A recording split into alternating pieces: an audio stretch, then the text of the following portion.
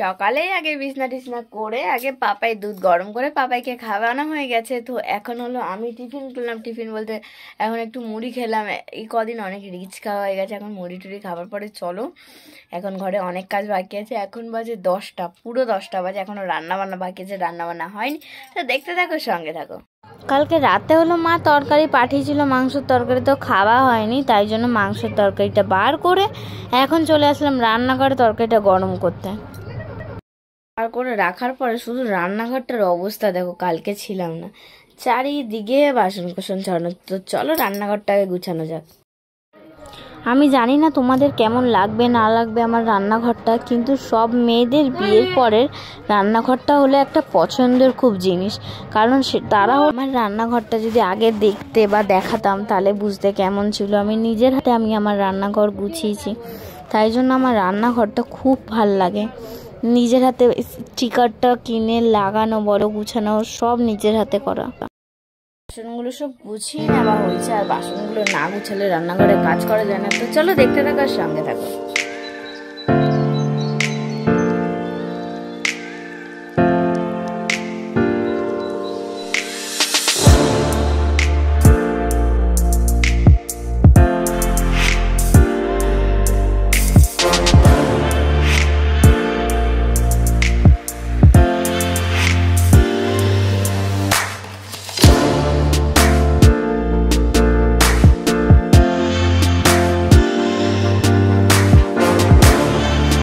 উচ্ছে কেটে রাখলাম, উচ্ছে ভাজবো বলে। আর এখানে চিংড়ি মাছগুলো ভাজা বসিয়ে দিয়েছি, কারণ চিংড়ি মাছ হতে থাকবে, তারপরে তরকারি বসাবো।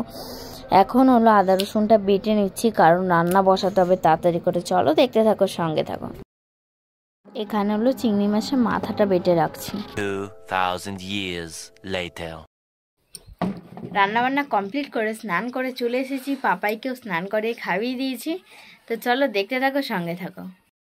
আমার চান টান হয়ে যাবার পর তেল যখন মাথায় মাখতে গেছি, তখন আমার পাপাই এসে বায়না করছে বেলুন ফুলিয়ে দেওয়ার জন্য। তাই তখন ওকে বেলুন ফুলিয়ে দিলাম। এবার দেবো মাথায় তেল, আর তেল না দিলে তো ভালোই লাগে না, শ্যাম্পুর পরে আমি তেল দিয়ে রাখি। তো দেখতে থাকো, সঙ্গে থাকো।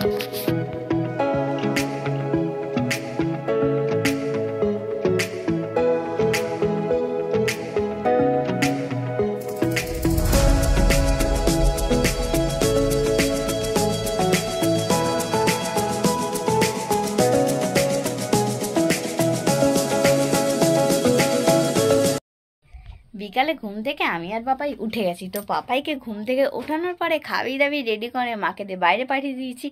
আর মশারি টাঙানো কেন, বিকালবেলা হলেও মশারিটা টাঙিয়েই ঘুমাই, দুপুরবেলা, সরি বিকালবেলা না, দুপুরবেলা মশারিটা টাঙিয়ে ঘুমাই, যাতে মশা না কামড়ায়। চারিদিকে জামা কাপড় ছিটানো, দেখো চারিদিকে জামা কাপড় ছিটানো। তো চলো ঘরটাও ঝাড় দেওয়া যাক। তো চলো দেখতে থাকো, সঙ্গে থাকো।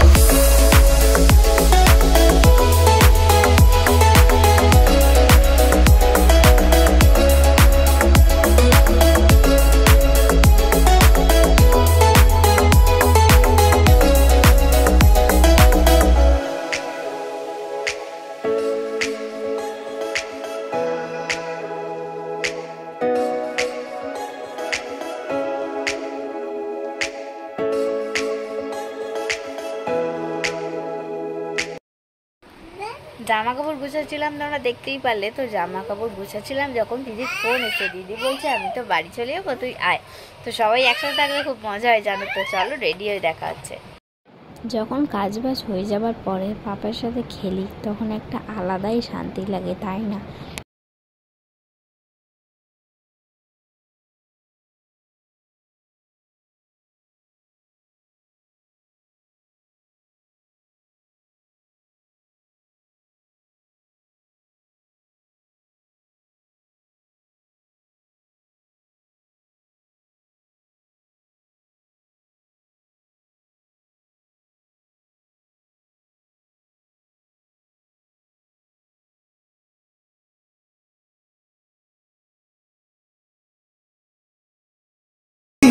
और बहता है।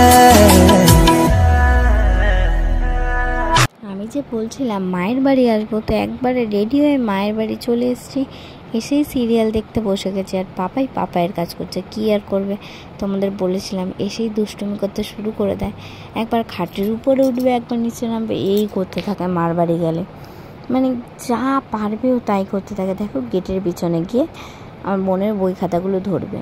মানে ওকে আর কিছু বলার নেই, গিয়ে শোকেসটা দেখতেই পাচ্ছ, শোকেস থেকে খেলনা বার করে ও ভেঙে চুরে একাকার করে রেখে দেবে। ওর না জল পিপাসা পেয়েছিল, ও যখন জল পিপাসা পেয়েছিল ও তখন গিয়ে কাউকে কিছু না বলে, যেই দেখছে ওয়াটার বোতলটা ঝুলছে, একা চুপ করে গিয়ে জল খেতে শুরু করে দিচ্ছে। দেখো কীভাবে জল খাচ্ছে। আমাদের বাড়ি এতটা তো ফাঁকা জায়গা থাকে না, আমাদের বাড়ি বলতে আমার শ্বশুর বাড়িতে দেখতেই পাও তোমরা যে খাট এক পাশে আর একটুখানি স্পেস থাকে ওপর হাঁটা চলার জন্য। তাই জন্য মায়ের বাড়ি গেলে খালি দৌড়াদৌড়ি করবে, দৌড়াদৌড়ি করতে করতে খেলতে মানে খুবই মজা পায়। আমি যখন শুয়ে টিভি দেখছি আমার দিদিটা পাশে বসেছিল, আর ওকে একটা কথা বললে শোনে না, দেখো কি করে। মায়ের বাড়ি থেকে চলে এসেছি, আর এখন কিচ্ছু করবো না। বাড়ি থেকে চলে আসলে খুব টায়ার্ড লাগে, টায়ার্ড বলতে কিছুই না, আর ভাল লাগে না। তো চলো আজকের ভিডিওটি যদি ভালো লেগে থাকে তাহলে লাইক কমেন্ট শেয়ার কিন্তু অবশ্যই করো। তো সাবস্ক্রাইব করতে ভুলো না যেন।